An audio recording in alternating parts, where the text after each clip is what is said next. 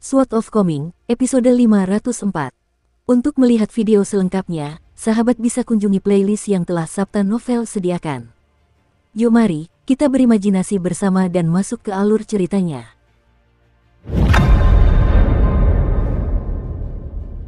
Ekspresi amarah terpancar di wajah Raja Danau Yinho ketika Chen Pingan menghancurkan tubuh emas kepala kanal aliran alga, seolah-olah dia akan melancarkan serangan dahsyat kapan saja.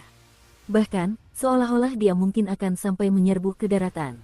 Namun, ketika Chen Pingan menghancurkan tubuh Dewa Sungai dengan satu pukulan, hati penguasa danau itu secara mengejutkan menjadi setenang kolam yang tenang, dengan ekspresinya yang sama tenangnya dan acuh tak acuh. Menghadapi orang asing yang seperti kuda sendirian menyerang formasi, Yinho mengangkat tangan dan menyatukan dua jaringnya, memanggil bola cahaya emas dan bola cahaya virus yang mengembun menjadi dua gumpalan seperti ular yang melayang di ujung jaringnya dan saling berjalin.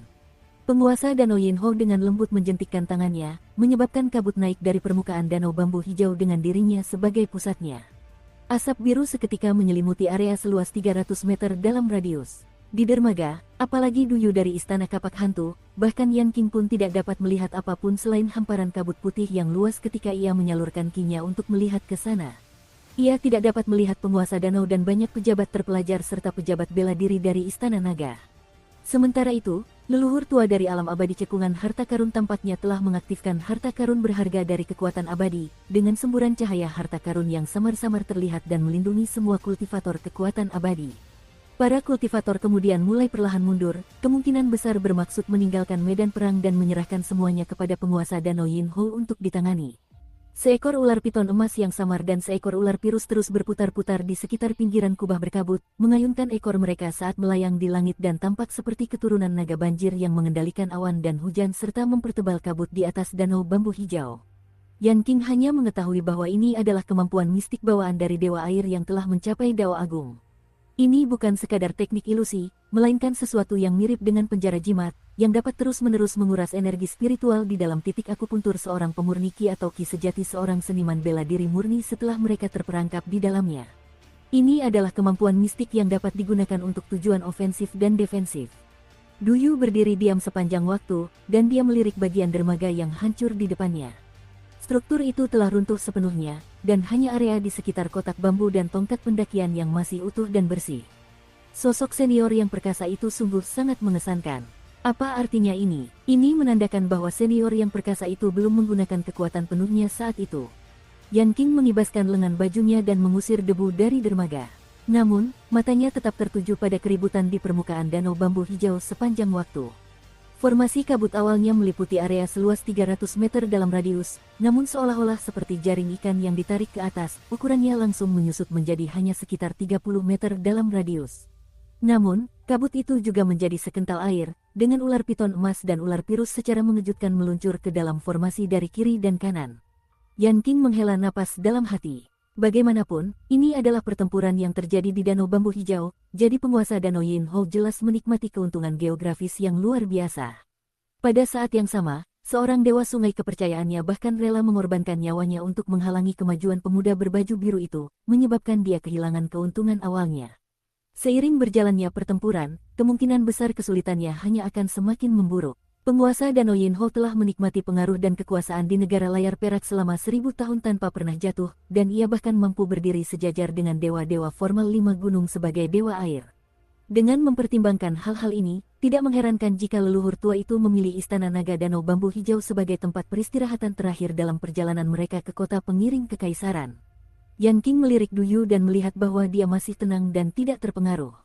Duyu menyadari tatapan Yan King, jadi dia menoleh dan berkomentar sambil tersenyum, kolam kecil ini tidak cukup untuk menjebak kakak Chen, seseorang yang bisa membalikkan sungai dan mengaduk lautan hanya dengan bersin. Yan King mencibir setelah mendengar itu. Dia bertanya-tanya apakah pria itu masih bisa mengucapkan kata-kata menjijikkan dan menjilat seperti itu setelah pertempuran sengit ini berakhir. Para kultivator alam abadi cekungan harta karun telah mundur sejauh 300 meter, namun leluhur tua Van Weiran masih belum menyimpan harta karun paling berharga dari kekuatan abadi. Cahaya keemasan memancar dari mahkota emas di kepala wanita tua itu dan menerangi sekitarnya. Seorang pejabat surgawi wanita yang tampak seperti seseorang dari lukisan muncul di samping leluhur tua Van Weiran, dengan penampilannya yang kabur dan tubuhnya yang lentur diselimuti cahaya keemasan. Lengan baju pelayan emas yang tampaknya tak berwujud itu berkibar tertiup angin, dan dia mengulurkan tangan untuk mengangkat kanopi abadi yang mewah untuk melindungi para kultivator alam abadi cekungan harta karun. Permukaan danau di bawah kaki leluhur tua Van Weiran telah membeku, dan seolah-olah dia telah menciptakan dermaga sementara bagi semua orang untuk berdiri. Yan Qing menghela napas lega. Dari penampilannya, sepertinya leluhur tua itu tidak berencana untuk terlibat dalam konflik malam ini. Penguasa Danau Yinho tetap berdiri di tempat yang sama, tetapi dua dewa sungai yang selamat telah meninggalkan daerah itu bersama para pejabat lainnya. Dilihat dari arah perjalanan mereka sedang dalam perjalanan kembali ke wilayah masing-masing. Kepala kanal Sungai Peony merasakan kelegaan yang luar biasa, dan tampaknya ia telah memperoleh keberuntungan berkat kemalangan ini. Kegembiraan di wajahnya tak bisa disembunyikan saat ia menyalurkan kemampuan mistis dan berubah menjadi bola kabut, dengan cepat kembali ke Sungai Peony. Yan Qing tahu betul bahwa Danau Bambu Hijau akan mengerahkan seluruh kekuatannya untuk membunuh pemuda berbaju biru itu tanpa ampun. Meskipun begitu, Raja Danau Yinho masih punya waktu dan suasana hati yang baik untuk melirik dan tersenyum tipis pada Yan Qing. Yan Qing mengabaikan hal ini. Sebuah fenomena tak terduga terjadi di danau tersebut. Seutas benang emas tiba-tiba muncul di kubah berkabut yang menyelimuti sebagian besar danau, setelah itu kubah tersebut meledak seperti es yang pecah dan menyatu kembali ke danau. Chen Ping'an berdiri dengan satu tangan di belakang punggung, sementara tangan lainnya terangkat dengan dua jari disatukan. Ia menghadap Raja Danau Yinho dengan punggung menghadap dermaga. Jimat emas abadi di antara jari-jarinya baru terbakar kurang dari setengahnya. Yan Qing sangat bingung, apakah ini tidak lebih dari sekadar jimat penghancur penghalang? Apakah benar-benar ada jimat penghancur penghalang yang begitu ampuh di dunia ini? Orang ini tidak hanya menggunakannya untuk menghancurkan formasi Raja Danau Yinho, tetapi dari dermaga tempat Yan Qing dan Du Yu berdiri, mereka bahkan dapat melihatnya mengepalkan tangan di belakang punggungnya, memegang ular piton emas dan ular virus. Namun, Raja Danau Yinho sama sekali tidak terkejut dengan kejadian ini, dan dia berkata sambil tersenyum tipis, ini hanyalah hidangan pembuka kecil untuk menyambut tamu kita dari luar ke Danau Bambu Hijau. Bagaimana menurut Anda, Yang Mulia Dewa? Chen Ping'an melihat sekeliling, dan dia melihat bahwa kedua dewa sungai dan kepala kanal aliran Peony telah kembali ke wilayah mereka masing-masing, mulai mengumpulkan kekuatan di hulu sungai dan kanal dan membiarkan kekuatan ini terus mengalir ke Danau Bambu Hijau untuk membantu Tuan Danau Yinho dalam membangun formasi pembunuh sejati. Seandainya tidak memperhatikan tindakan kedua dewa sungai dan kepala kanal, Chen Ping'an tidak akan keberatan untuk tetap berada di formasi sebelumnya untuk mengagumi bulan purnama yang terang dan menikmati angin malam yang sejuk. Bagaimanapun, ular keberuntungan air milik Dewa Danau Yinho akan jauh lebih mengesankan daripada hanya 4 ons esensi keberuntungan air yang diberikan kepala kanal Sungai Peony kepadanya saat itu setelah dimurnikan. Sambil menimbangnya di tangannya, Chen Ping'an memperkirakan bahwa setiap ular setidaknya berbobot 500 gram. Benar saja, fondasi dan kekayaan seorang Dewa Danau jauh lebih unggul daripada seorang kepala kanal yang rendah hati. Chen Ping'an untuk sementara mengesampingkan pikirannya tentang memurnikan dua ular keberuntungan air, dan dua gumpalan cahaya di tinjunya langsung lenyap saat dia memaksa ular piton dan ular lainnya keluar dari pintu masuk istana airnya. Sekalipun benar-benar ada bahaya tersembunyi yang menyebabkan fisik dan jiwanya menderita sedikit konsekuensi, Chen Ping'an bersedia menerima harga kecil ini dan mengakui bahwa Raja Danau Yinho memang cukup cakap. Di dalam tubuhnya dan di dekat titik akupunturnya, dua ular elemen air melingkar di luar istana air dan gemetar ketakutan. Seekor naga berapi-api menerjang dengan ganas, mengangkat kepalanya, dan menatap dingin ke arah dua ular hina yang bahkan lebih rendah dari semut. Ia dengan lembut menggoreskan cakarnya di tanah, dan tanpa ragu akan menghantam kedua ular itu hingga mati jika bukan karena aroma keanggunan yang melekat pada mereka. Gerbang istana air itu langsung terbuka, namun dengan cepat tertutup kembali dengan keras seperti saat terbuka. Ternyata, dua anak kecil berbaju hijau buru-buru mengangkat ular piton emas dan ular pirus ke pundak mereka sebelum berlari kembali ke istana air. Tubuh raksasa naga api itu, yang merupakan perwujudan ki sejati seorang ahli bela diri, perlahan berputar sebelum pergi dengan santai. Dewa Danau Yinho membuka satu tangannya, memperlihatkan serpihan emas kecil. Inilah semua yang ditinggalkan Dewa Sungai dari Sungai Senja Dingin setelah dibunuh oleh Chen Ping'an. Sebenarnya ada juga pecahan emas yang lebih besar, dengan dua bagian pecahan emas tubuh dewa yang melesat keluar setelah kematian tragis Dewa Sungai. Namun, pecahan emas seukuran ibu jari itu telah direbut oleh Chen Ping'an dan dimasukkan ke dalam lengan bajunya, dan jika Raja Danau Yinho tidak cukup cepat, pecahan emas yang lebih kecil itu juga akan direbut oleh Chen Ping'an. Dewa Danau Yinho menghela napas dan menggelengkan kepalanya pelan. Meskipun Dewa Sungai dari Sungai Senja Dingin adalah yang terlemah dari ketiga Dewa Sungai, dia adalah yang paling setia di antara ketiganya dan juga mulai melayaninya paling awal. Dia memiliki pengalaman sebagai kepala kanal Sungai Peony dan sifat perhatian dari kepala kanal Sungai Algae, jadi agak disayangkan dia meninggal begitu saja. Terlebih lagi, sungguh disayangkan bahwa Dewa Sungai hanya meninggalkannya sepotong kecil pecahan emas. Sekalipun Dewa Danau Yinho berhasil mendapatkan pecahan emas yang sedikit lebih besar, kedua pecahan emas itu hanya akan cukup untuk meningkatkan kultivasinya sekitar 100 tahun. Yinho menyerap serpihan emas kecil itu ke telapak tangannya, berencana untuk memurnikannya secara perlahan setelah pertempuran penting ini berakhir. Bagaimanapun, ini adalah kejutan yang tak terduga. Apa bedanya jika seorang bawahan pentingnya meninggal? Dia bisa saja meminta Kaisar Negara Layar Perak untuk menunjuk Dewa Sungai baru di masa depan. Memang, bawahan Dewa Sungai ini sudah lama mengincar posisinya, menginginkan kekuasaan dan pengaruhnya. Kalau tidak, dari mana datangnya harta karun langka tambahan di kediaman putri kesayangannya? Selama 100 tahun terakhir, Dewa Sungai dari Sungai Senja Dingin secara diam-diam memelihara dua pelayan wanita cantik dengan kemampuan luar biasa, jadi jika Istana Naga benar-benar ingin menargetkannya, mereka dapat dengan mudah menghukumnya hingga mati atas kejahatan ini. Namun, penguasa danau memilih untuk mengampuninya karena kemurahan hati dan untuk menjaga kepercayaan dan moral bawahannya yang lain. Chen Ping'an melirik para kultivator alam abadi cekungan harta karun yang berdiri agak jauh, dan jelas bahwa mereka berencana untuk mengamati konflik dari pinggir lapangan. Sebenarnya, Chen Ping'an merasa sedikit kesal karena hal ini, karena dia tidak akan lagi bisa menargetkan mereka dan mendapatkan kekayaan mereka juga. Mengapa para kultivator ini tidak menunjukkan sedikit kesatriaan dan keberanian untuk membantu sekutu mereka di saat dibutuhkan? Mereka baru saja mengobrol dan minum di jamuan makan yang diselenggarakan oleh Istana Naga, namun sekarang mereka akan dengan dingin mengunjungi penguasa danau. Apakah terlalu sulit bagi mereka untuk dengan santai mengaktifkan beberapa harta abadi untuk menyerangnya dan mengukur kekuatannya? Bagaimanapun, Chen Ping'an tidak berencana untuk terlalu bermusuhan dengan para kultivator dari Sekte Abadi Cekungan Harta Karun ini. Namun, Danau Bambu Hijau berbeda. Dewa-dewa gunung dan sungai yang melakukan perbuatan jahat dan meneror suatu wilayah sangat berbeda dengan para kultivator yang melakukan dosa dan sama sekali tidak peduli dengan dunia fana. Karena Chen Ping'an tidak menunjukkan pergerakan lebih lanjut, Raja Danau Yinho bertanya, mungkin Anda ingin menyelesaikan masalah ini secara damai sekarang? Aku hanya menunggu hidangan utama disajikan, jawab Chen Ping'an.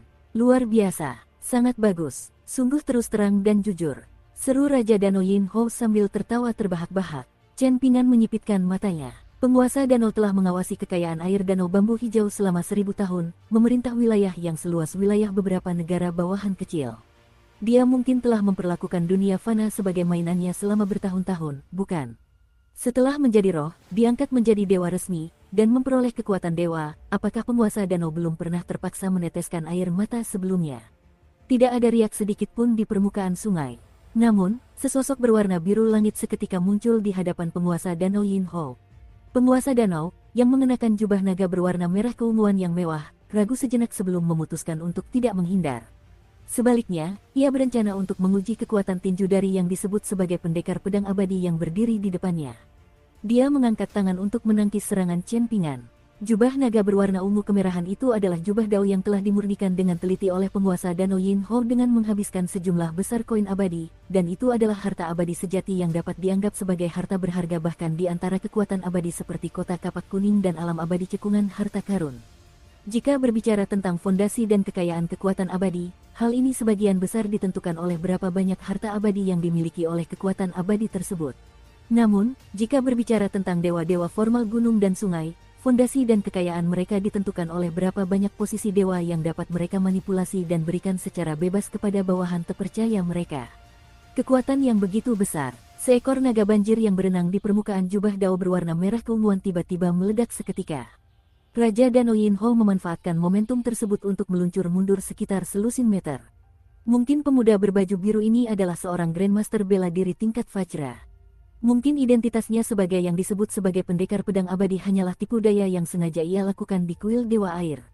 Namun, Raja Danau Yinho tetap tenang saat ia mengangkat tangannya dan menangkis pukulan lain. Dua naga banjir keberuntungan air di jubah naganya meledak kali ini, tetapi sebenarnya apa itu jubah dao? Raja Danau Yinho mampu dengan bebas memadatkan dan menyebarkan naga banjir yang terbentuk dari energi spiritual di jubah dao berwarna merah keunguan miliknya, dan ia dapat dengan cepat menciptakannya kembali bahkan jika satu atau dua di antaranya hancur sementara oleh serangan lawannya. Ini mirip dengan bagaimana para dewa dapat langsung memulihkan tubuh ilahi mereka selama fondasi dao agung mereka tidak rusak parah. Oleh karena itu, Raja Danau Yinho yakin bahwa dia mampu menahan beberapa ratus pukulan dari pemuda berbaju biru jika 2 pukulan barusan menjadi patokan. Pada saat itu, akan menjadi pertarungan antara apakah jubah daunnya lebih mumpuni atau apakah napas ki sejati lawannya lebih tahan lama. Pukulan ketiga segera datang. 2 naga banjir yang berenang melintasi lengan jubah dao yang besar langsung hancur berkeping-keping. Ekspresi Raja Danau Yinho mulai berubah serius. Dia baru saja akan mempertimbangkan apakah dia harus menyalurkan kemampuan mistiknya untuk membebaskan diri dari serangan-serangan ini, karena sama sekali tidak perlu baginya, seorang dewa yang semulia penguasa bangsa fana, untuk secara pribadi terlibat dalam pertempuran dan membahayakan dirinya sendiri. Hal ini terutama karena kekuatan dari 2 sungai dan 1 kanal telah terkumpul, dengan ketiga dewa tersebut akan segera menyerbu Danau Bambu Hijau dengan kekuatan yang telah mereka kumpulkan. Jika Raja Danau Yinho tidak ingin memamerkan kekuatan dan kekuasaannya sebagai Raja Danau di hadapan Putri Langit Yanking, mungkinkah pemuda berbaju biru ini menginjakkan kaki di Danau Bambu Hijau dan tiba sebelum dia? Melakukan hal itu akan jauh lebih sulit daripada naik ke surga.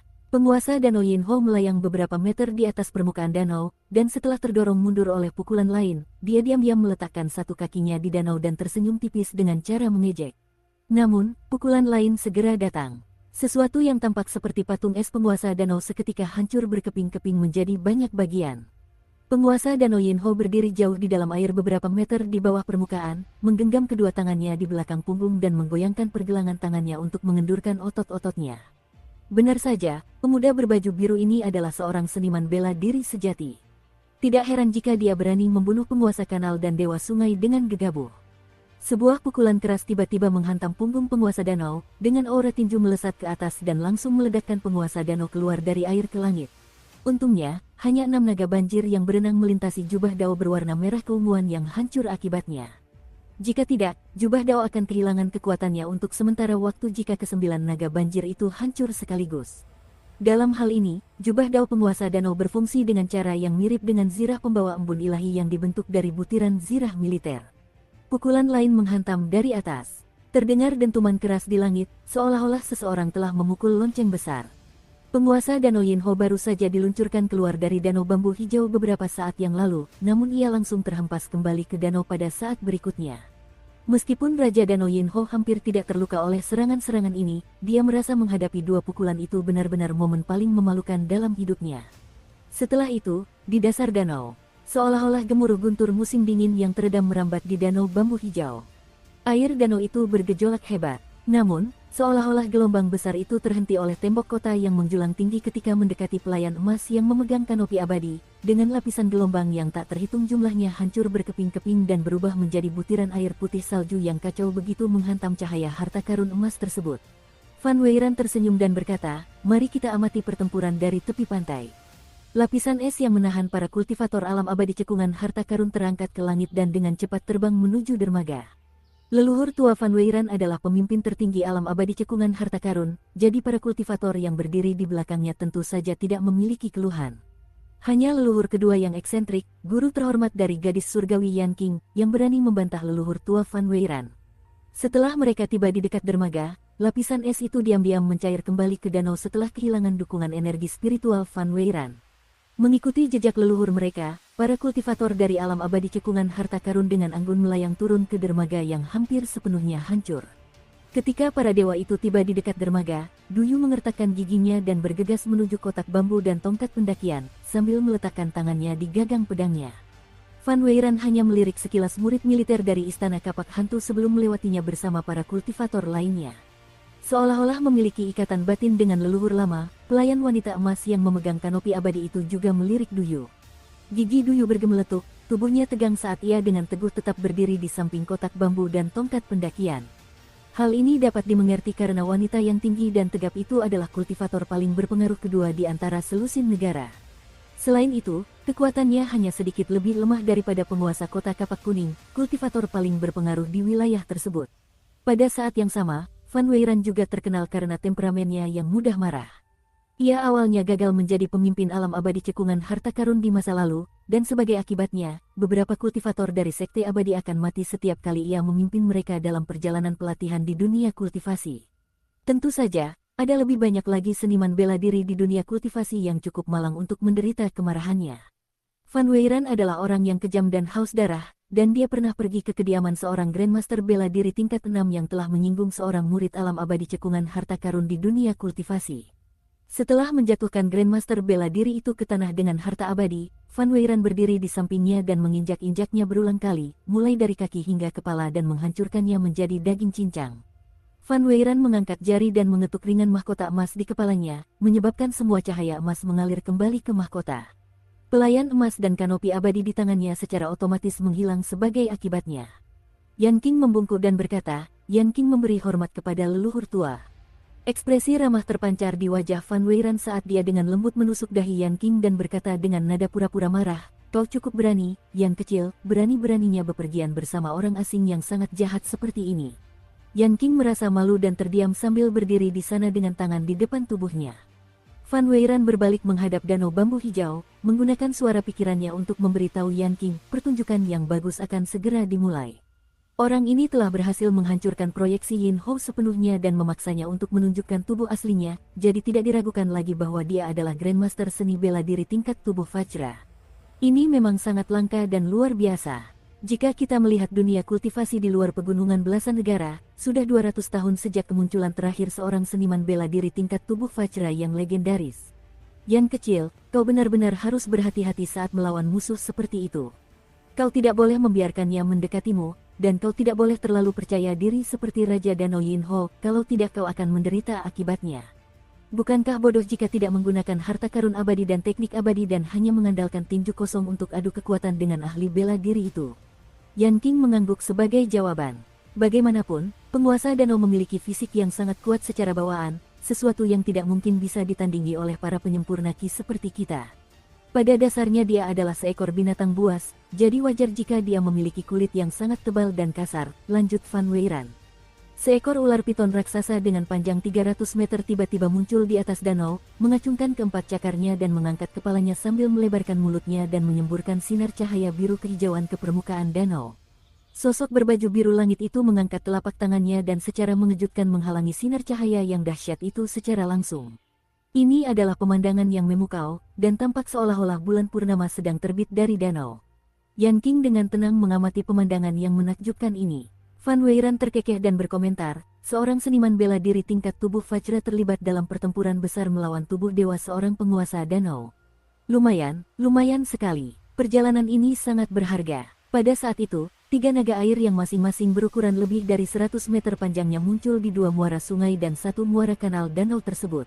2 naga air berwarna kuning tampak cukup besar, sedangkan naga air berwarna hitam pekat tampak jauh lebih ramping dan anggun. Ketiga naga air ini dikendalikan oleh 3 dewa air, dan hanya di mata naga-naga inilah terdapat kilauan emas yang samar. Tidak hanya 3 naga air yang tiba untuk memperkuat dewa danau Yin Hou, tetapi semua urat air besar dan kecil di wilayah kekuasaan danau bambu hijau juga mulai bergetar dan berputar, memberikan kekuatan mereka kepada dewa danau Yin Hou dan ketiga dewa air tersebut. Saat itu malam di danau bambu hijau, dan baru sekarang ombak-ombak raksasa mulai menjulang ke langit dan menghantam pantai. Pertempuran dahsyat itu secara bertahap bergeser menjauh dari dermaga dan menuju ke tengah danau bambu hijau. Seorang murid perempuan langsung dari Van Weiran terkekeh pelan dan berkata, Guru, orang berbaju biru ini cukup pengertian dan bijaksana, tahu untuk lari lebih jauh agar tidak menimbulkan cipratan yang mengenai guru. Seorang kultivator laki-laki yang tinggi dan tegap setuju dengannya, berkata, mereka yang memahami situasi adalah orang bijak. Dia sudah membuat marah Raja Danau Yin Hou, yang berarti hidup dan matinya saat ini dipertaruhkan. Lebih jauh lagi membuat marah leluhur tua sama saja dengan mencari kematian. Seolah-olah tatapan para kultivator dari alam abadi cekungan harta karun menembus jiwa Duyu, namun dia tetap berdiri di garis depan dermaga seperti tiang kayu. Dia tampak lebih mirip tongkat pendakian daripada tongkat pendakian hijau subur milik Chen Pingan. Bahkan Dewi Yan Qing, seseorang yang berada di luar jangkauan Duyu, dapat membuatnya sangat menderita. Jadi sudah jelas bahwa ia akan jauh lebih menderita jika berhadapan dengan seseorang seperti Van Weiran, seorang kultivator tak tertandingi dari puncak gunung. Jika wanita tua itu menginjakkan kakinya di atas istana kapak hantu, itu benar-benar akan menjadi kasus di mana gunung-gunung menjulang tinggi menimpa kekuatan abadi. Van Weiran berbalik dan terkekeh, tidak perlu merasa tegang, Yan kecil. Silakan melangkah maju. Barulah setelah mendengar hal itu, Yan Qing, yang selama ini menjunjung tinggi aturan dan tata cara mengenai senioritas dan status, melangkah maju dan berdiri bahu-membahu dengan leluhur tua Van Weiran. Fan Weiran tampak santai saat mengamati pertempuran, tetapi pikirannya sama sekali tidak setenang ekspresinya. Tingkat kultivasi Lake Lord Yinho sudah cukup tinggi, tetapi masih ada beberapa hal yang tidak akan diketahui siapapun kecuali jika mereka memiliki posisi dan status yang cukup tinggi. Fan Weiran mendongak ke langit malam. Hanya dia dan penguasa kota Yehan dari kota Yellow Axe yang dapat melihat samar-samar cahaya aneh di langit itu. Akibatnya, adik perempuan Fan Weiran selalu khawatir bahwa ia akan menyimpan perasaan tidak enak terhadap Yan Qing, murid kesayangannya. Bahkan, ia khawatir Fan Weiran mungkin akan bertindak sejauh diam-diam menghambat Yan Qing dalam mengejar jalan agung.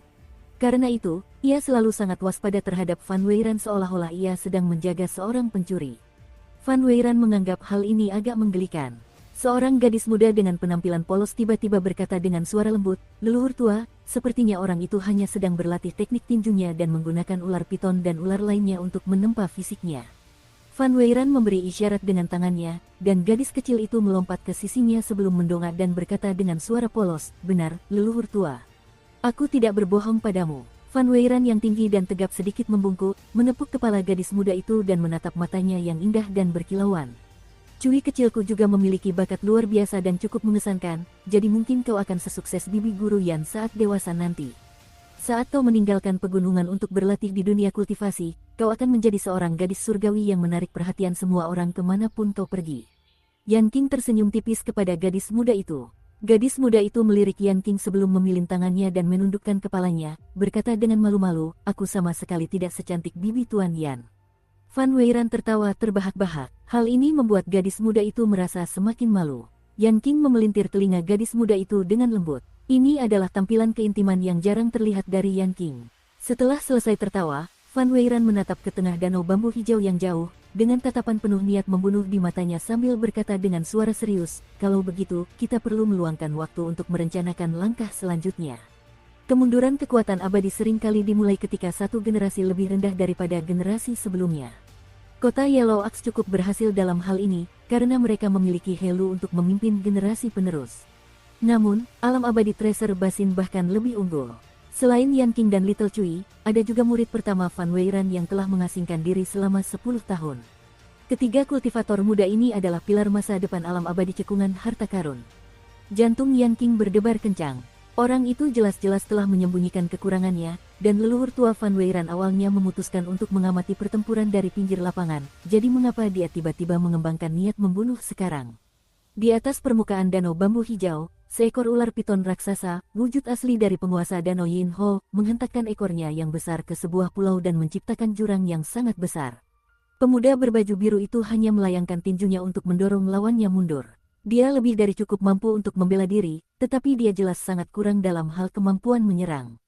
Dari kelihatannya, dia sudah tidak mampu lagi melancarkan serangan balik terhadap Raja Danau Yinho. Setelah menghancurkan tubuh Dewa Sungai Twilight Cold River dan memaksa Raja Danau Yinho untuk menunjukkan wujud aslinya, dia tampaknya telah kehabisan kekuatannya dan hanya mampu membela diri tetapi tidak dapat menyerang. Hal ini menyebabkan naga air yang awalnya penakut dari dua sungai dan satu kanal menjadi semakin puas dan ganas saat mereka bertarung. Teriakan keras Raja Danau Yinho terdengar dari wilayah danau bambu hijau yang jauh, berkata, "Leluhur tua Fan, aku bersedia menghadiahkan jubah dao ungu ke alam abadi cekungan harta karun asalkan kau membantuku membunuh musuh ganas ini." Fan Weiran tersenyum tipis dan tidak mengatakan apapun. Yan Qing menoleh, dan meskipun dia sudah menyalurkan teknik abadi dan mengalirkan energi spiritual di titik akupunturnya, menyebabkan cahaya ungu muncul di matanya dan menampilkan tanda pencapaian besar dengan matahari dan bulan bersinar, mata mengeluarkan asap ungu, dia masih tidak dapat melihat pertempuran di kejauhan dengan jelas. Pertempuran itu terjadi terlalu jauh dari dermaga, jadi dia hanya bisa melihat siluet ganas ular piton dan ular lainnya yang menerjang. Meskipun Cui kecil secara alami mampu mendeteksi beberapa kebenaran yang sangat mistis dan samar, Yan Qing tetap tidak berani mempercayai apa yang didengarnya. Seorang seniman bela diri tingkat tubuh Vajra dari dunia kultivasi benar-benar mampu menahan serangan kekuatan penuh dari beberapa dewa di wilayah Dewa Danau Yinho. Tidak hanya itu, tetapi dia juga mampu melakukannya dengan mudah. Yan Qing akan menganggap ini sedikit lebih dapat dipercaya jika pertempuran itu terjadi di daratan kering, bukan di danau bambu hijau, di mana para dewa air secara alami menikmati keuntungan geografis yang besar. Bagaimanapun, jika ki sejati seorang seniman bela diri murni abis, dan jika mereka kehilangan kesempatan untuk segera mengisi kembali ki sejati mereka, maka hampir pasti mereka akan menghadapi kematian yang cepat dan mengerikan. Namun, sebenarnya sudah berapa lama kedua pihak saling bertikai? Mungkin para praktisi bela diri tingkat tubuh Vajra menikmati lebih dari sekadar napas ki sejati yang tahan lama, dan mereka juga memiliki tubuh Vajra yang tak terkalahkan dari Sekte Buddha, fisik yang dapat dengan mudah menahan serangan langsung dari penguasa danau dan tiga naga air. Suara melengking dan menggelegar dari penguasa danau Yin Ho kembali terdengar dari kejauhan, berseru, Fan Weiran. Aku juga akan menghadiahkan posisi Dewa Sungai-Sungai Senja Dingin kepada alam abadi cekungan harta karun. Kalau mata tuaku tidak salah lihat, aku ingat pernah melihat kepala kanal alga Stream meninggal juga. Jawab Fan Weiran dengan lantang. Selain deburan ombak raksasa yang mengguncang bumi, tidak ada respons lebih lanjut yang terdengar dari medan perang di kejauhan menuju dermaga. Meskipun Yan King tidak mempedulikan urusan duniawi, dia menyadari bahwa satu-satunya bawahan danau bambu hijau adalah 3 sungai dan 2 kanal. Dengan mengingat hal ini, menyerahkan posisi Dewa Sungai Tunggal kepada alam abadi cekungan harta karun sudah merupakan tindakan ketulusan yang luar biasa. Jika penguasa danau Yin Ho benar-benar menyerahkan posisi kepala kanal aliran Ganggang juga, dengan mempertimbangkan fakta bahwa aliran peoni pada dasarnya sudah terlantar dan rusak, maka dia benar-benar akan menusuk dirinya sendiri dengan 2 duri besar dan merepotkan. Jika Raja Danau Yin Ho menyerahkan 1 sungai dan 1 kanal, serta memberikan dukungan dari alam abadi cekungan harta karun, maka dia akan kehilangan sepenuhnya kekuatannya untuk membunuh orang sesuka hatinya. Karena itu, bagaimana mungkin dia menerima penyerahan kekuatannya begitu saja? Raja Danau Yin Ho tentu memahami implikasinya, dan masalah ini juga berkaitan dengan dasar-dasar Dao Agungnya. Bahkan jika Yan King berada di posisinya, dia pasti tidak akan berani dengan sembarangan menyerahkan sebagian besar kekayaan air danau bambu hijau begitu saja. Leluhur tua, apakah kita benar-benar akan meminta 2 posisi dewa danau bambu hijau sekaligus? Tanya Yan King menggunakan suara batinnya. Fan Weiran tersenyum tipis dan menjawab, jika kita tidak menaikkan harga yang diminta seperti ini, Yin Ho akan merasa sangat kesal setelahnya, bahkan jika dia bersedia dengan patuh menyerahkan posisi Dewa Sungai-Sungai Senja Dingin. Dengan kecerdasan dan kemampuan Yin Ho, dia pasti akan menargetkan dan menekan Dewa Sungai baru sampai mereka menjadi tidak lebih dari dewa yang tidak berguna. Namun, alam abadi cekungan harta karun tidak memiliki waktu dan kesabaran untuk mendengarkan keluhan Dewa Sungai bawahan dari negara asing. Pada saat itu, haruskah kita menangani masalah ini atau memilih untuk mengabaikannya? Leluhur tua memang memiliki pandangan jauh ke depan yang baik, kata Yan King sambil mengangguk. Fan Weiran meraih salah satu tangan Yan King yang halus dan seperti giok, menepuk punggung tangannya dengan lembut sambil berkata dengan penuh emosi, Yan kecil, kau tidak perlu memikirkan hal-hal duniawi ini setelah mendengarnya dan memahaminya. Kau harus fokus pada kultivasi dalam kedamaian dan memelihara jiwamu untuk mencapai Dao Agung. Yan King mengangguk sebagai jawaban. Fan Weiran melepaskan tangan Yan King dan berkata dengan percaya diri, mungkin kita akan mendapatkan hasil yang lebih melimpah daripada yang saya perkirakan.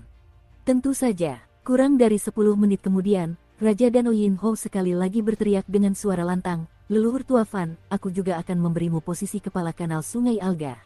Jika kau masih menolak tawaran ini dan mencoba meminta lebih, maka ini akan menjadi akhir dari persahabatan antara Danau Bambu Hijau dan alam abadi cekungan harta karun. Suara penguasa danau itu tidak lagi setenang dan seteguh sebelumnya, dan jelas terlihat bahwa dia menggertakkan giginya karena frustrasi dan amarah. Fan Weiran tersenyum tipis dan berkata kepada Yan King dengan suara rendah, bagaimana menurutmu? Ekspresi Yan King tampak rumit saat dia berkata, hati-hati, leluhur tua. Yan kecil, kau mungkin tidak tahu bagaimana seniman bela diri tingkat tubuh Vajra terakhir dalam sejarah belasan negara meninggal, kan? Kau bisa bertanya pada gurumu saat kita kembali ke pegunungan. Itulah pertempuran yang memungkinkan adik perempuanku dan penguasa kota Kapak Kuning meraih ketenaran. Fan Weiran tertawa terbahak-bahak saat ia berubah menjadi seberkas cahaya terang yang melesat menuju tengah danau bambu hijau. Yan King mengerutkan alisnya. Sementara itu, Duyu tetap berdiri dengan patuh di tempat yang sama, berdoa dalam hati kepada para dewa dan bodhisattva.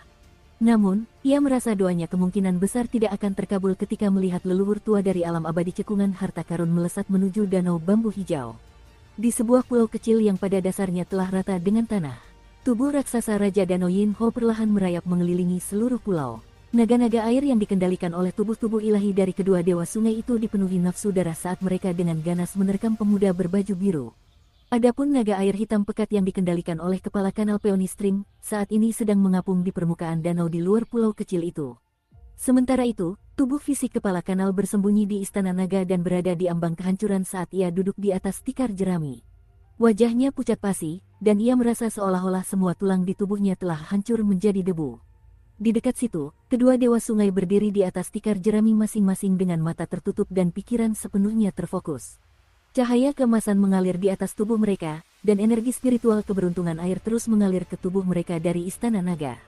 Meskipun tubuh fisik mereka ada di sini, memungkinkan mereka untuk lebih mudah menyerap kekayaan air yang melimpah dari Istana Naga, tubuh ilahi dari kedua dewa sungai dan satu penguasa kanal telah sepenuhnya menyatu dengan ketiga naga air tersebut. Salah satu naga air menggunakan kepalanya yang raksasa untuk menabrak pemuda berbaju biru itu. Namun, Chen Ping'an memblokir serangan ini dengan satu telapak tangan, menghentikan naga air raksasa itu sepenuhnya. Dia tersenyum tipis dan bertanya, apakah kamu merasa sedikit lelah sekarang? Kalau begitu, bagaimana kalau aku yang mulai menyerang? Chen Ping'an mengambil sebuah jimat penerangan giok murni rahasia dari Istana Awan Tinggi, lalu melemparkannya ke langit setelah sebelumnya melafalkan mantra yang sesuai dalam hatinya secara diam-diam. Jimat itu memancarkan cahaya yang cemerlang, seolah-olah matahari yang terik menerangi dunia bawah. Karena Chen Ping'an tidak mencoba menargetkan area yang luas, kekuatan ofensif jimat yang menargetkan pulau kecil itu menjadi jauh lebih dahsyat. Naga air dewa sungai yang menabrak telapak tangan Chen Ping'an baru saja akan berbalik dan mundur. Namun, saat Chen Ping'an melangkah maju, telapak tangannya yang tegak menekan kepala naga air itu sedikit berputar dan berubah menjadi bilah tangan yang mendorong ke depan. Menebas lurus ke bawah, naga air yang dikendalikan oleh tubuh ilahi dewa air itu terbelah menjadi dua dari kepala hingga ekornya. Ketika Chen Ping'an kembali berdiri diam, sebuah pecahan emas yang sedikit lebih besar telah muncul di tangannya. Wujud fisik dewa sungai yang berdiri di atas tikar jerami di Istana Naga seketika layu dan hancur menjadi debu. Naga air dewa sungai lainnya awalnya linglung, setelah itu ia berbalik dan melarikan diri dengan panik. Namun, beberapa retakan muncul di kepalanya saat ia menabrak tirai cahaya menyilaukan yang dibentuk oleh jimat penerangan giok murni. Naga air itu menahan rasa sakit yang menyiksa dan mencoba melarikan diri melalui tanah, berpikir bahwa ia dapat melarikan diri dari daerah ini setelah ia menggali melalui akar gunung pulau dan tiba di dekat air danau. Namun, kepalanya terkena pukulan keras sesaat kemudian, menyebabkan ia meluncur ke depan di sepanjang dasar pulau kecil itu dan meninggalkan parit yang dalam di belakangnya. Chen Ping'an tiba di atas kepala dewa sungai naga air dan melepaskan pukulan ke bawah. Seluruh pulau bergetar, menyebabkan kepulan debu besar membubung ke udara. Pada saat yang sama, gelombang dahsyat yang awalnya menghantam pantai mulai bergerak menuju tengah danau. Serpihan emas lain dari dewa sungai yang telah meninggal muncul di tangan Chen Ping'an. Melihat ke atas di saat berikutnya, Raja Danau Yinhou secara mengejutkan tidak terlihat dimanapun. Namun, hal ini dapat dimengerti. Chen Ping'an telah mengalahkan para dewa air satu persatu, jadi jika Raja Danau Yinhou memilih untuk menyerbu ke jangkauan formasi jimatnya, Chen Ping'an akan melepaskan jimat yang jauh lebih berharga yang telah disiapkan di dalam lengan bajunya. Dia akan membalas serangan tersebut kepada danau bambu hijau. Chen Ping'an melihat dari sudut matanya seekor naga air kecil berwarna hitam pekat yang mengapung di permukaan danau dan berpura-pura mati, mengibaskan ekornya dan menerjang ke dalam danau, menimbulkan cipratan air yang besar. Chen Ping'an menepuk labu penunjang pedangnya, memerintahkan 15 untuk mengejar. Lalu dia melihat ke arah tempat Raja Danau Yinhou melarikan diri. Mata pedang immortal secara otomatis muncul 2 hingga 3 inci dari sarung pedang di punggung Chen Ping'an.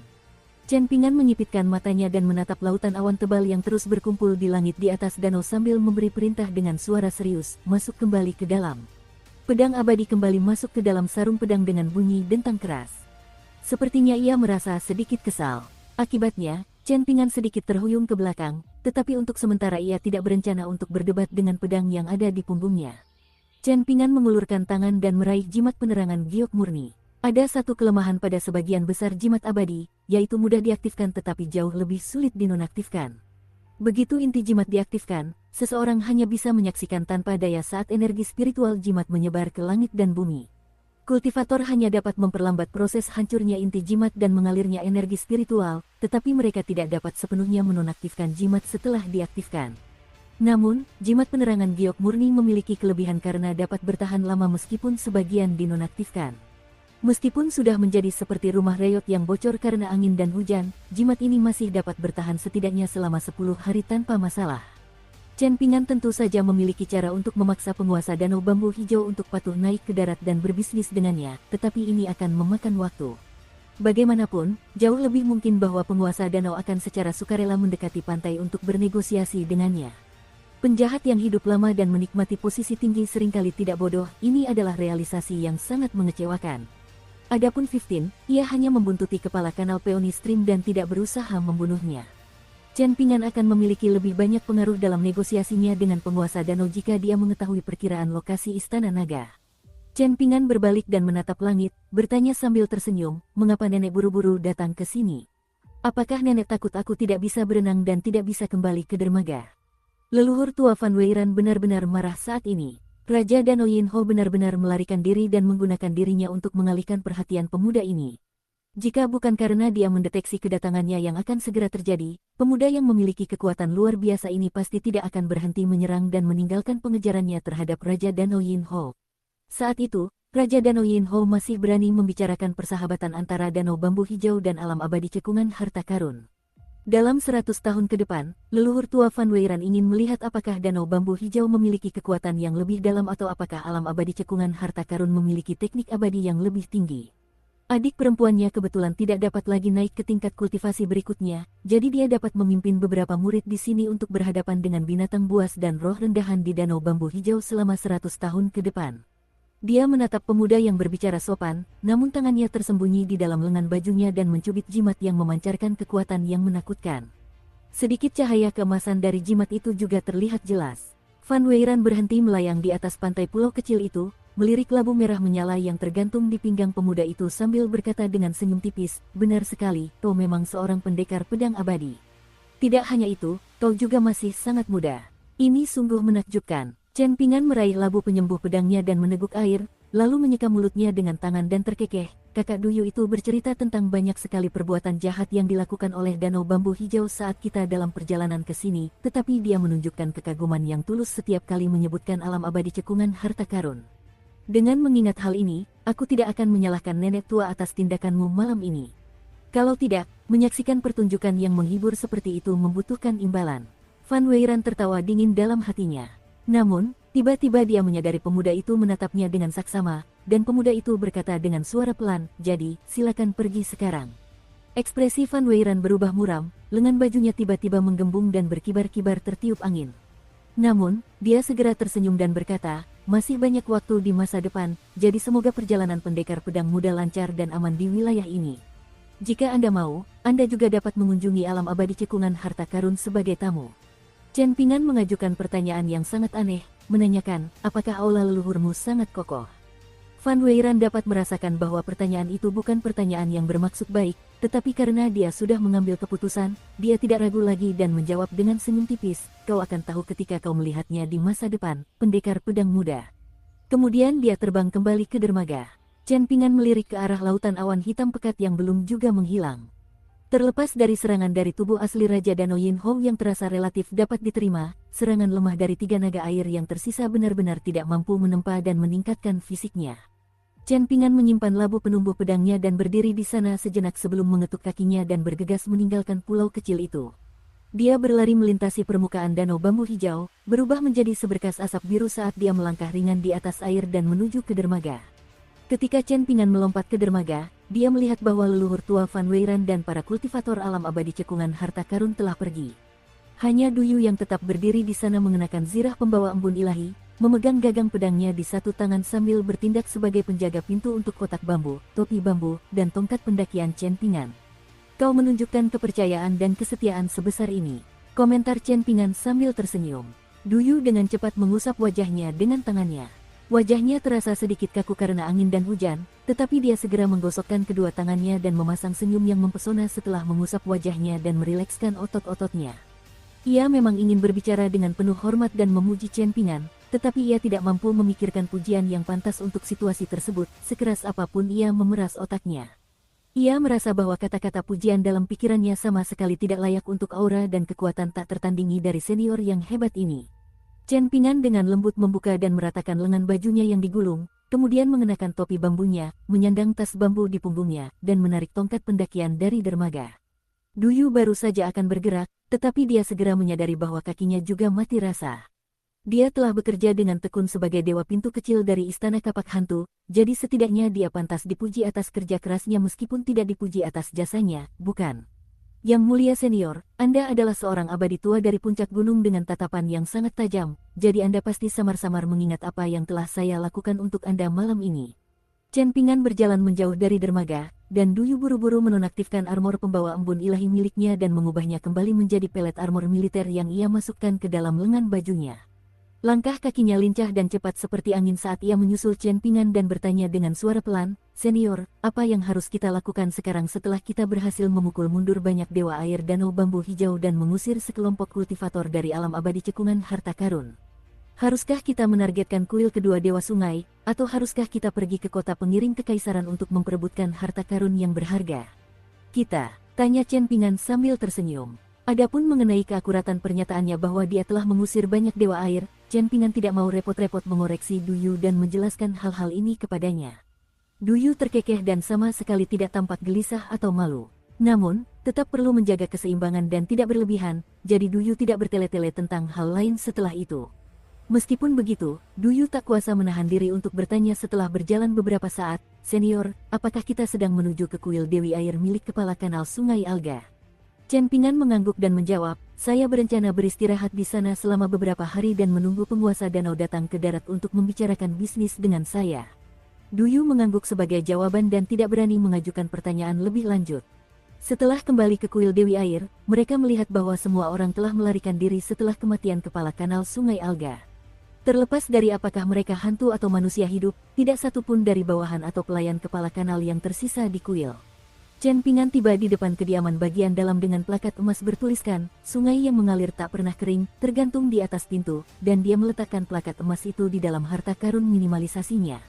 Meskipun kepala kanal aliran alga sudah meninggal, plakat unik ini masih menghasilkan energi spiritual keberuntungan air dan kemungkinan besar merupakan barang paling berharga di seluruh kuil. Chen Pingan melepas topi bambu dan rak buku bambunya lalu duduk di anak tangga paling bawah. Setelah itu ia memerintahkan Duyu untuk menyalakan api unggun di halaman. Chen Pingan mulai berlatih meditasi berdiri. Sangat penting untuk beristirahat dan memulihkan diri setelah pertempuran sengit, jika tidak, akan menjadi bahaya tersembunyi jangka panjang jika ia menderita efek samping yang berkepanjangan. Selain itu, Chen Pingan juga perlu menggunakan teknik pengamatan internal untuk melihat apakah ular piton emas keberuntungan air dan ular pirus keberuntungan air, yang keduanya belum sepenuhnya disempurnakan, benar-benar dapat bermanfaat bagi istana airnya. Duyu duduk bersila di samping api unggun dan dengan hati-hati melirik postur duduk senior yang perkasa itu. Ia tidak banyak berpikir, dan ia hanya merasa bahwa kultivasi teknik abadi bukan hanya tentang mengambil bentuk yang benar. Bagaimanapun, dia menduga bahwa ini pasti teknik kultivasi yang sangat mendalam mengingat status tinggi sang senior yang hebat. Ini jelas merupakan teknik kultivasi yang tidak akan bisa dia kuasai bahkan jika sang senior yang hebat dengan sabar mengajarkannya kepadanya. Seberkas cahaya terang menembus langit malam dan menghilang ke dalam guci anggur milik sesepuh yang perkasa itu. Duyu dalam hati berkata bahwa semua hal aneh dan menakjubkan ini sebenarnya tidak aneh sama sekali. Sekitar 2 jam berlalu, dan Duyu terus menambahkan ranting kering ke api unggun sepanjang waktu itu. Setelah beberapa saat, Duyu memperhatikan senior yang perkasa itu membuka matanya dengan sedikit senyum di wajahnya. Dia tampak dalam suasana hati yang cukup baik. Chen Pingan mengangkat kepalanya dan melirik ke atas. Gumpalan awan tebal yang menyelimuti hampir seluruh area di atas danau bambu hijau telah menghilang. Ada bulan purnama di langit. Duyu, tradisi dan adat istiadat danau bambu hijau sudah seperti ini selama 1000 tahun, jadi menurutmu tidak mungkin ada yang bisa mengubahnya? Tanya Chen Pingan. Itu tidak mungkin kecuali semua orang dari atas sampai bawah diganti, jawab Duyu dengan berani. Dari penguasa danau hingga dewa air dari 3 sungai dan 2 kanal, semua orang harus pergi. Bahkan, penguasa danau bambu hijau harus menjadi yang pertama pergi, dan hanya dengan begitu akan ada peluang untuk menerapkan perubahan. Namun, mencoba mencapai prestasi sebesar itu mustahil kecuali dilakukan secara pribadi oleh seseorang seperti senior, seorang kultivator dari puncak gunung. Setelah itu, kultivator yang kuat tersebut perlu mengorbankan puluhan tahun hidupnya untuk mengawasi daerah tersebut dengan cermat. Namun, jika ini tidak dapat dilakukan, maka menurut saya, tidak mengganti para dewa sama sekali akan menjadi pilihan yang lebih baik. Sejujurnya, Raja Danau Yinho dari Danau Bambu Hijau adalah penguasa yang kuat dan tidak terlalu kejam terhadap rakyatnya. Ia memang sengaja menyebabkan beberapa banjir dan kekeringan, tetapi itu hanya untuk mendapatkan beberapa pelayan wanita cantik untuk istana naganya. Tentu saja, ratusan rakyat jelata akan mati setiap kali sebagai akibatnya. Namun, ini sudah lebih baik daripada beberapa dewa yang memiliki keterbatasan mental yang bahkan tidak dapat mengendalikan kekuatan kemampuan mistis mereka sendiri. Dengan sekali hentakan, dewa-dewa yang gegabah ini dengan mudah dapat membunuh ribuan orang. Jika mereka sedikit lebih mudah marah dan selalu mencari gara-gara dengan dewa lain atau menyinggung dewa lain, maka mereka yang berada di bawah kekuasaan mereka akan benar-benar mengalami kesulitan dan penderitaan yang tak berujung.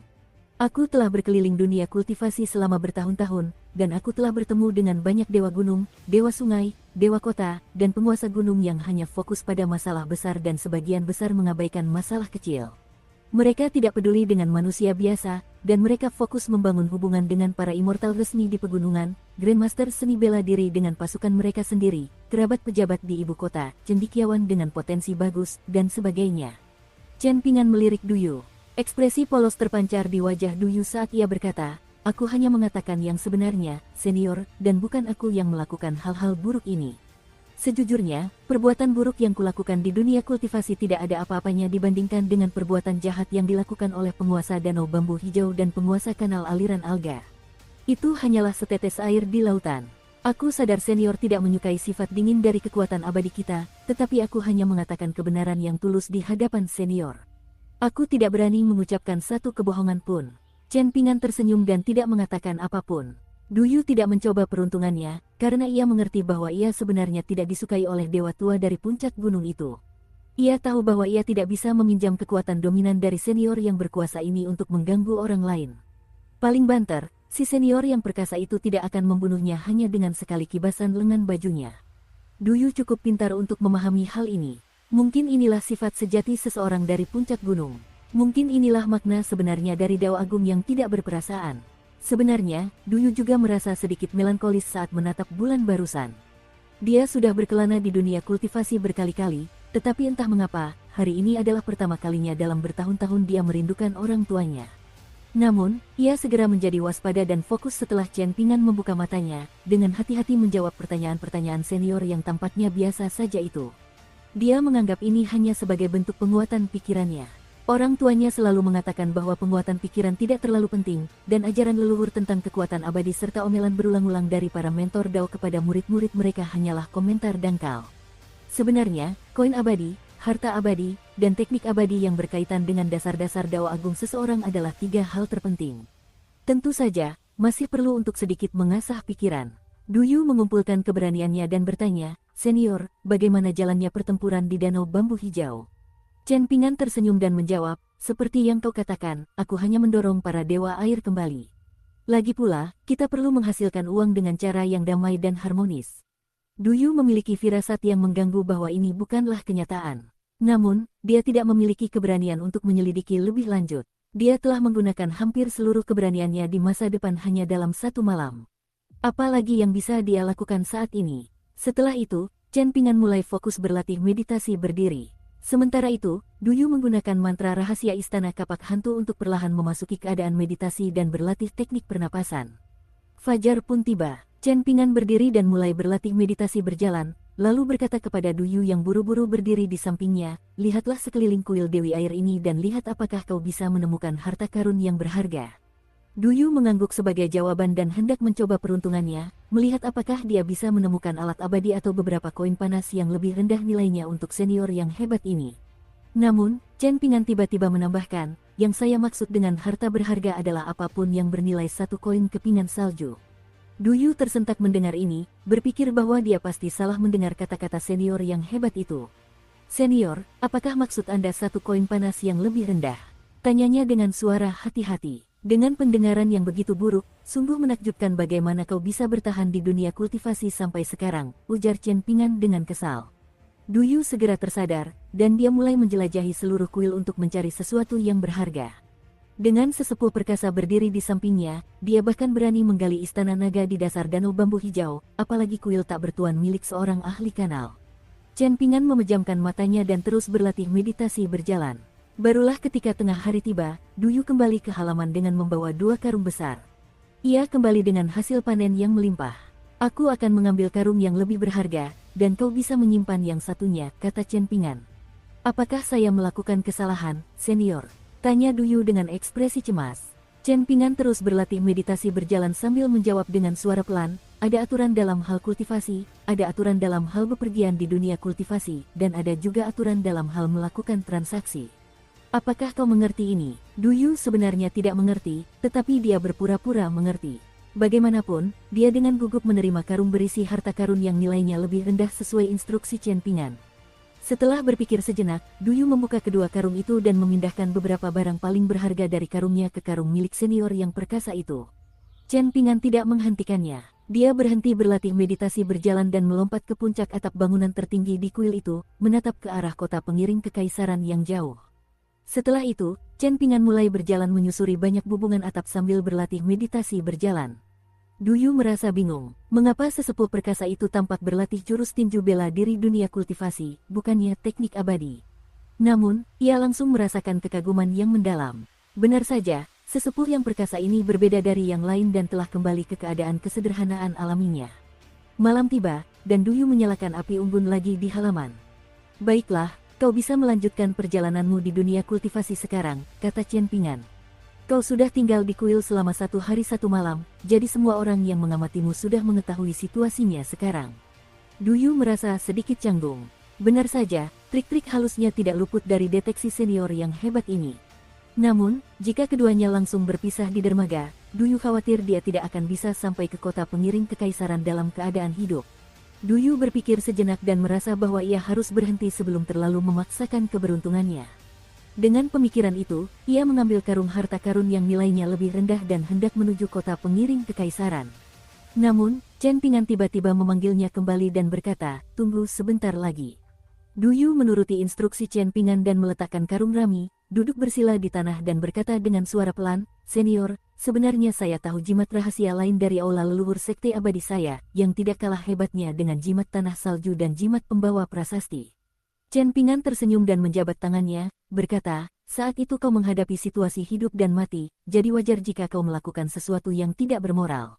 Namun, sekarang kau tidak lagi menghadapi bahaya hidup dan mati, mencoba melanggar aturan kekuatan abadimu untuk memperindah sesuatu yang sudah indah bukanlah hal yang baik. Saat menempuh jalan kultivasi, seseorang harus belajar menjadi orang yang baik sebelum menjadi seorang immortal." Duyu tergagap saat mendengar hal ini. Dia melirik karung rami di tanah. Seolah-olah dia akhirnya mampu memahami beberapa petunjuk samar pada saat ini. Duyu diam-diam mengepalkan tangannya. Chen Ping'an berdiri, dan Duyu tanpa sadar juga hendak berdiri. Namun, Chen Ping'an memberi isyarat agar dia tetap duduk. Duyu menoleh, dan sesaat kemudian dia melihat sosok yang familiar menerobos masuk ke pandangannya. Dia memang cantik apapun cara pria itu memandangnya. Ini sesuai dengan yang diharapkan dari gadis surgawi Yan Qing.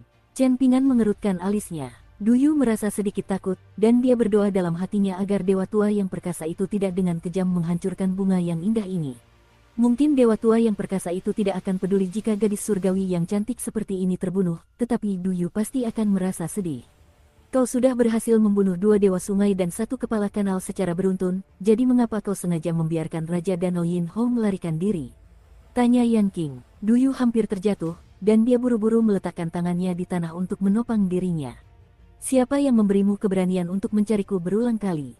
tanya Chen Ping'an. Yan Qing tersenyum tipis dan menjawab, "Kau adalah pendekar pedang abadi yang khawatir akan lautan awan yang akan menimpa dan membahayakan rakyat jelata yang tidak bersalah. Jadi apakah kau benar-benar seseorang yang akan membunuh orang lain tanpa alasan?" "Aku menolak untuk mempercayai ini. Apa urusanku apakah kau percaya padaku atau tidak? Biar ku katakan sekali lagi, kesabaranku terbatas," balas Chen Ping'an. Yan Qing langsung berjalan menuju api unggun. Duyu telah sedikit mengubah posisinya, sehingga ia dapat mengamati perubahan ekspresi sang senior yang perkasa sekaligus mengagumi keindahan anggun sang gadis surgawi yang berdiri di bawah bulan.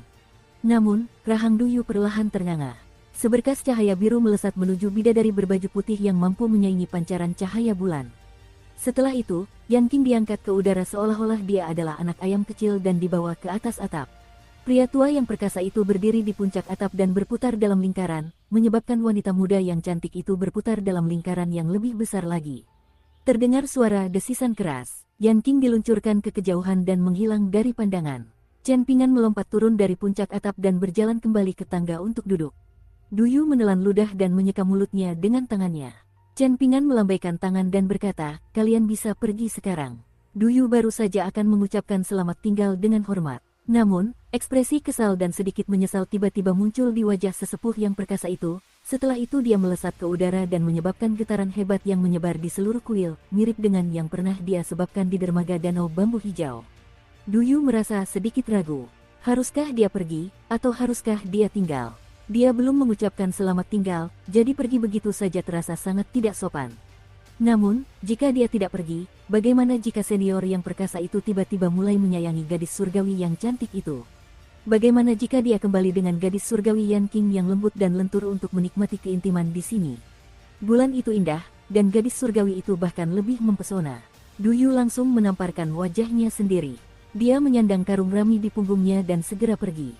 Namun, ia merasa sedikit linglung setelah keluar dari kuil Dewi Air. Sang senior yang perkasa itu buru-buru pergi karena alasan yang tidak diketahui, tetapi mungkin ini adalah satu-satunya saat dia benar-benar mengerahkan kekuatan penuhnya. Dia telah berlari dari kuil Dewi Air kembali ke danau bambu hijau. Sosoknya yang berwarna biru langit telah lenyap dari pandangan, tetapi dentuman dahsyat yang dipicu oleh kecepatannya yang luar biasa masih menggema di langit. Du Yu menghela napas panjang. Sementara itu, Chen Pingan berdiri di dermaga dan menyipitkan matanya. Gadis surgawi muda yang menyebalkan dari alam abadi cekungan harta karun telah dilempar ke danau bambu hijau oleh lemparan besarnya barusan, tetapi dia tidak akan menderita luka apapun dan paling-paling hanya akan mengalami sesak napas sesaat. Dia hanya akan sedikit berantakan.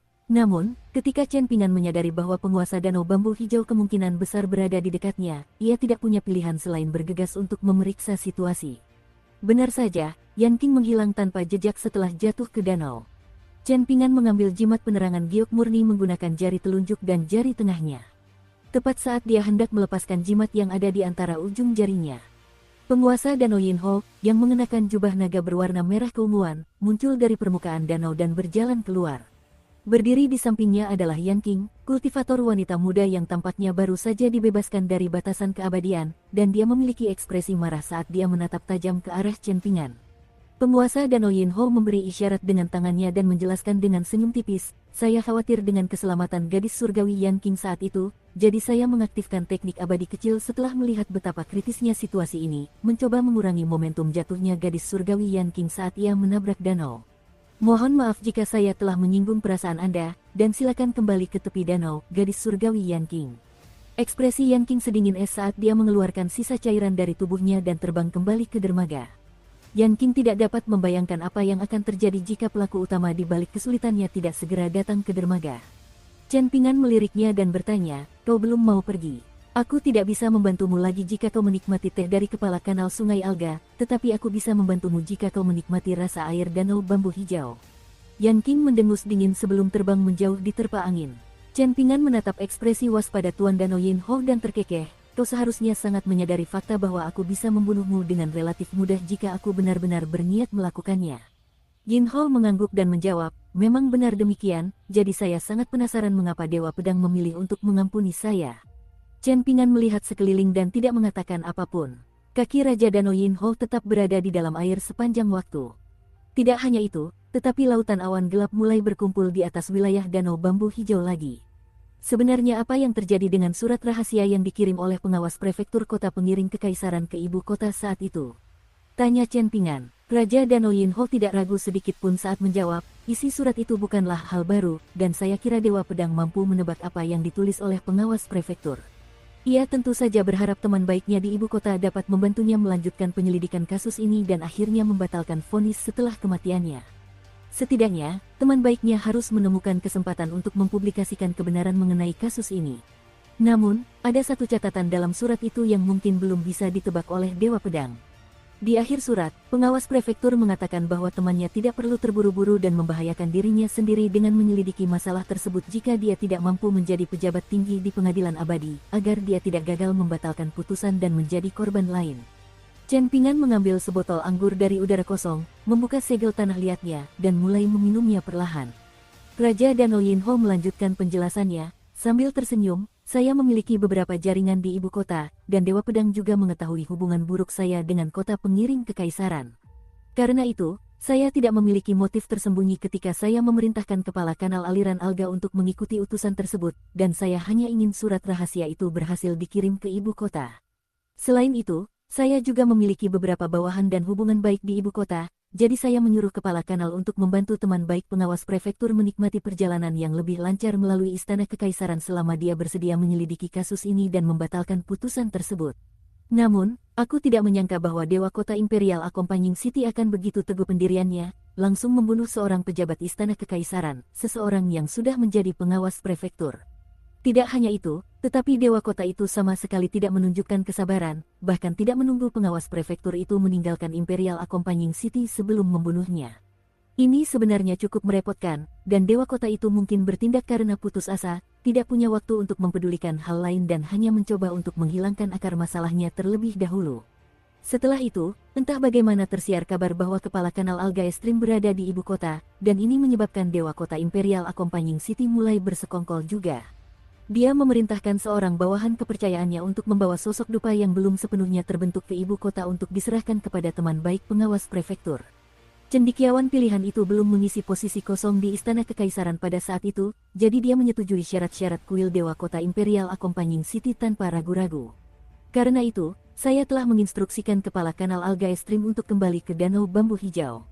Lagi pula, lebih baik tetangga dekat daripada saudara jauh. Melakukan beberapa langkah kecil dan halus di balik layar tidak masalah, tetapi menghilangkan semua kepura-puran keramahan akan terlalu berlebihan. Chen Pingan tiba-tiba mengajukan pertanyaan yang tampaknya tidak berhubungan, dengan mengatakan, dengan posisimu sebagai penguasa danau, apakah kau perlu bersusah payah untuk mendapatkan wanita fana berbakat yang kau sukai?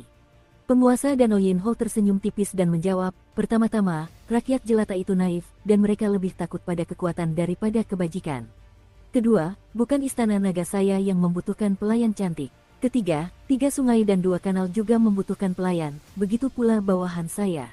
Tentu saja, jika seorang wanita menghilang hari ini, yang lain menghilang besok, dan seterusnya, maka ketakutan berlebihan yang ditaburkan di wilayah Danau Bambu Hijau juga akan menjadi hal yang buruk. Rakyat jelata mudah diajak berurusan, dan mereka tidak punya pilihan selain menerima nasib mereka. Namun, klan terpelajar dan klan kaya berbeda, dan klan-klan ini bisa berpindah tempat. Kabar akan tersebar, jadi apa yang akan dilakukan klan-klan ini setelah mereka terus-menerus dihantui rasa takut sepanjang tahun? Mereka secara alami akan pindah dari wilayah tersebut. Seiring berjalannya waktu, Feng Shui dan keberuntungan Danau Bambu Hijau akan terus mengalir pergi dari tahun ke tahun. Namun, penetapan aturan oleh Danau Bambu Hijau yang dipahami dengan jelas oleh kedua belah pihak akan sangat membantu meredakan kekhawatiran semua orang. Selain itu, Istana Naga juga memberikan kompensasi yang besar kepada keluarga-keluarga terkait, jadi untuk bersikap jujur kepada Dewa Pedang, banyak keluarga kaya mendambakan putri dan cucu perempuan mereka menarik perhatian Istana Naga. Penguasa danau itu terdiam sejenak sebelum berkata sambil menghela napas, transaksi terbaik di dunia bukanlah transaksi yang memungkinkan seseorang mendapatkan kekayaan luar biasa dalam semalam. Melainkan transaksi yang memungkinkan orang menikmati aliran pendapatan yang lambat namun stabil. Bagaimana menurut Dewa Pedang? Chen Pingan menyeka sudut mulutnya dengan ibu jarinya dan menjawab dengan senyum tipis, ini prinsip yang sangat bagus, tapi mengapa terdengar berbeda ketika diucapkan oleh Raja Danau? Raja Danau Yin Ho tersenyum dan tidak mengatakan apapun. Dia sedang menunggu pendekar pedang muda itu menyebutkan harganya. Betapapun bencinya penguasa danau terhadap orang ini, dia dan istana naganya hanya bisa menderita dalam diam karena dia lebih lemah dan tidak mampu menghentikan orang ini melakukan apapun yang dia inginkan di Danau Bambu Hijau. Dia perlu meminimalkan kerugiannya. Ini akan jauh lebih baik daripada bersikeras dan membuat lebih banyak kesalahan lagi. Dengan meminimalkan kerugian, setidaknya ia bisa menyelamatkan nyawanya dan mempertahankan kekuatannya, sehingga ia tetap memiliki harapan. Di sisi lain, jika ia terus melakukan kesalahan dan menambah kerugian, ia akan kehabisan semua kekuatan dan sumber dayanya, dan berpotensi menyebabkan kehancuran spektakuler dari kekuatan besarnya. Chen Pingan meletakkan kendi anggur ke dalam harta karun pengecilnya dan bertanya, dan mengenai pembusukan tubuh suci Dewa Kota di kota pendamping kekaisaran. Tuan Danau Yin Ho sangat jujur kepada tamunya malam ini, dan dia tidak bisa menyembunyikan perasaan senangnya ketika mengingat hal ini. Dia tersenyum dan menjawab, tidak hanya sarjana yang menjadi pengawas prefektur melampaui harapan semua orang dan memperoleh sebagian kekayaan kota prefektur dan kekayaan akademis negara layar perak sejak dini, tetapi bagian yang dia terima juga jauh melampaui harapan kota pengiring kekaisaran dan saya. Namun, kenyataannya, ini masuk akal. Jika tidak, bagaimana mungkin dia bisa mengandalkan dirinya sendiri untuk melarikan diri dari kota pengiring kekaisaran ketika dia masih kecil? Selain itu, ada juga ikatan karma antara dia dan seorang putri dari negara layar perak pada saat itu, di mana sang putri jatuh cinta padanya pada pandangan pertama dan tidak bisa melupakannya apapun yang terjadi. Dia bahkan sampai menjadi seorang biarawati Taois yang menjaga lampu minyak di kuil untuk menghindari perjodohan, dan meskipun dia tidak memiliki bakat kultivasi, dia akhirnya menjadi seorang putri yang sangat dipuja oleh kaisar. Akibatnya, dia secara tidak sengaja menyebabkan secuil keberuntungan negara terikat pada pengawas prefektur. Ketika putri ini menerima kabar mengerikan tentang kematiannya di kuil Tao di ibu kota, dia dengan tegas menggunakan jepit rambut emas untuk menusuk lehernya sendiri dan bunuh diri. Dengan dua kematian yang bertumpuk ini, beratnya dosa yang dilakukan oleh Dewa Kota dari kota pendamping kekaisaran berarti bahwa retakan yang tak dapat diperbaiki muncul di tubuh dewanya. Ini adalah retakan mematikan yang bahkan tidak dapat diperbaiki menggunakan kebajikan tersembunyi. Chen Ping'an mengajukan satu pertanyaan terakhir, dengan mengatakan, nasib apa yang mungkin menimpa kota pengiring kekaisaran? Yin Ho melirik ke arah kota pengiring kekaisaran dan menggelengkan kepalanya, berkata, ini akan menjadi nasib yang sangat tragis. Bertemu dengan Dewa Kota yang berharap menyebarkan takdir karmanya kepada setiap penduduk prefektur dan membuat mereka menghadapi kesengsaraan surgawi bersamanya, dapat dikatakan bahwa leluhur orang-orang ini belum mengumpulkan cukup kebajikan. Sebuah malapetaka surgawi akan segera datang, dan setidaknya, semua manusia di kota pengiring kekaisaran akan tewas sebagai akibatnya. Karena itu, semua penyelingki yang memasuki kota pengiring kekaisaran sebelumnya akan pergi sebelum malapetaka surgawi datang. Mereka tidak akan berani berlama-lama meskipun mereka tidak dapat memperoleh harta karun yang berharga. Awalnya, Lake Lord Yin Ho mengira dia masih perlu bernegosiasi dengan Chen Ping'an malam ini, tetapi yang mengejutkannya, pendekar pedang muda berbaju biru itu langsung berbalik dan pergi. Hal ini membuat penguasa danau merasa tidak nyaman, tetapi dia tidak berani pergi ke darat untuk mengejar pemuda itu. Pada akhirnya, dia hanya bisa menekan rasa kesal, kebencian, dan kegelisahannya saat dia menyalurkan kemampuan mistis dan kembali ke istana naganya di dasar danau. Chen Ping'an kembali ke kuil Dewi Air milik kepala kanal aliran alga. Namun, ia menemukan bahwa bukan hanya Du Yu yang kembali, tetapi Yan Qing pun hadir. Chen Ping'an tidak mengatakan apapun kali ini, lalu berjalan ke arah api unggun dan berjongkok, mengulurkan tangannya ke depan untuk menghangatkannya.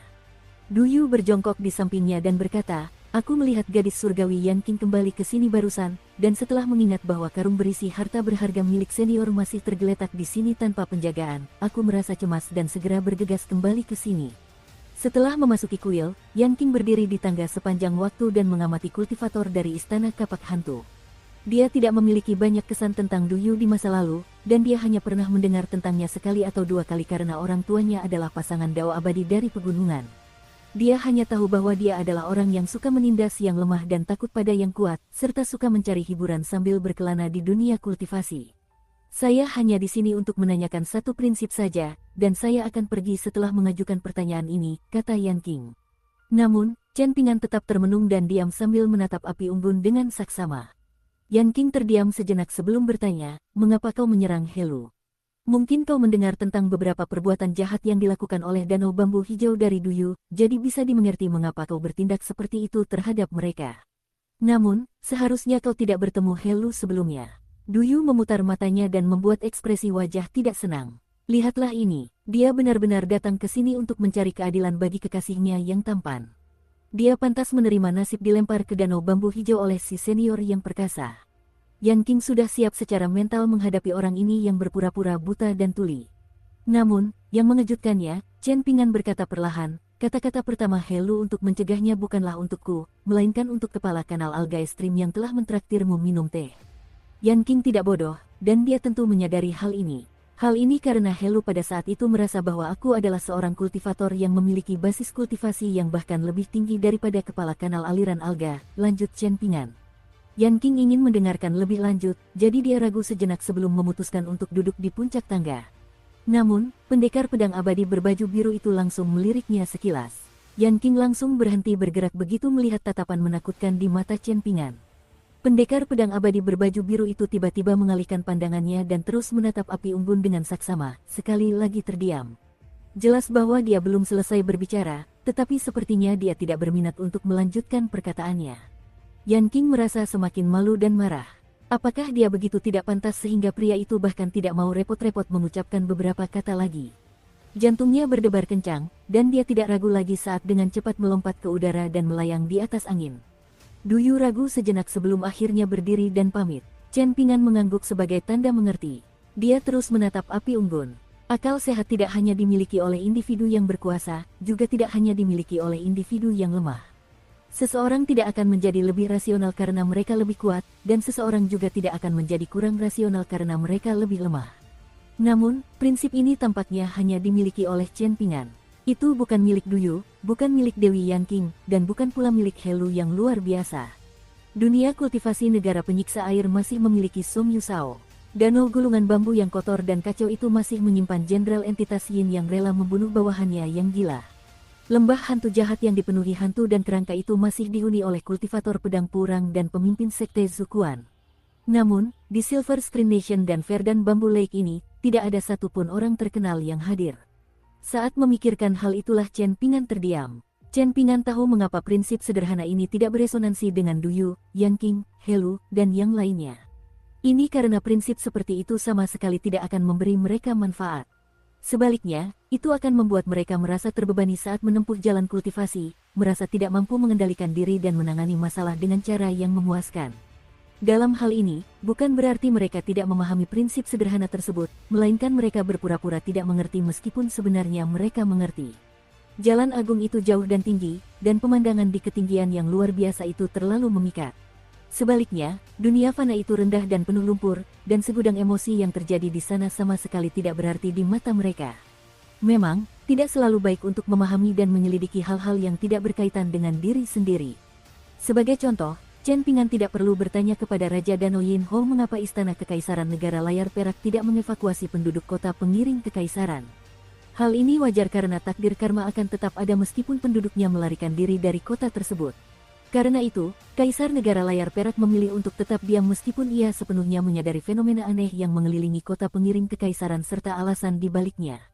Daripada membiarkan penduduk kota pengawal kekaisaran yang melarikan diri mengganggu Feng Shui dan keberuntungan prefektur lain dan dengan demikian memengaruhi keberuntungan seluruh bangsa, lebih baik semuanya berakhir dengan bersih di kota pengawal kekaisaran.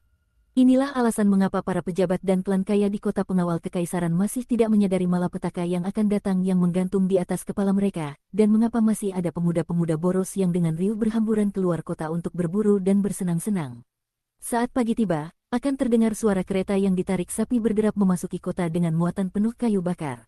Saat bulan bersinar di malam hari, akan terdengar juga suara kain yang diratakan. Para kultivator menjauhkan diri dari dunia fana dan urusan duniawi, dan ada alasan yang kuat mengapa hal ini terjadi. Chen Pingan tetap berjongkok di tanah sambil memikirkan banyak hal. Api unggun sudah padam, namun tangannya masih terulur seolah-olah sedang menghangatkannya. Dia tetap berada di posisi yang sama hingga pagi hari.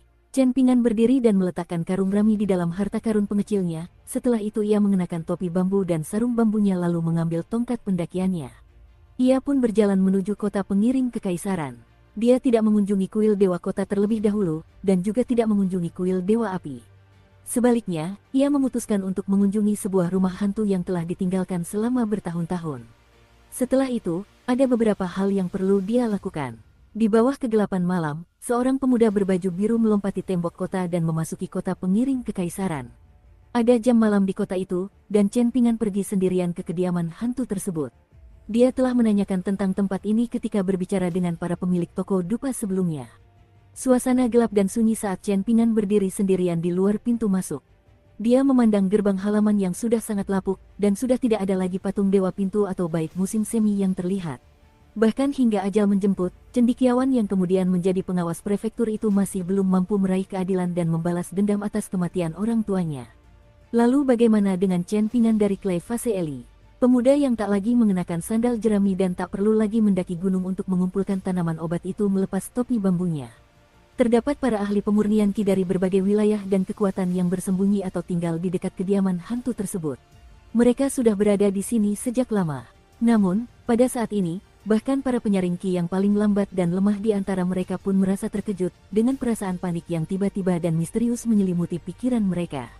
Seorang lelaki tua dengan seekor monyet kecil di pundaknya mengerutkan kening dalam-dalam sambil berdiri di puncak atap yang jauh. Ia secara mengejutkan telah membuat pengamatan yang salah di gerbang kota sebelumnya, dan sama sekali gagal memahami tingkat kultivasi pemuda ini. Pria tua itu mengangkat tangan dan dengan lembut menahan hewan peliharaannya yang kesal.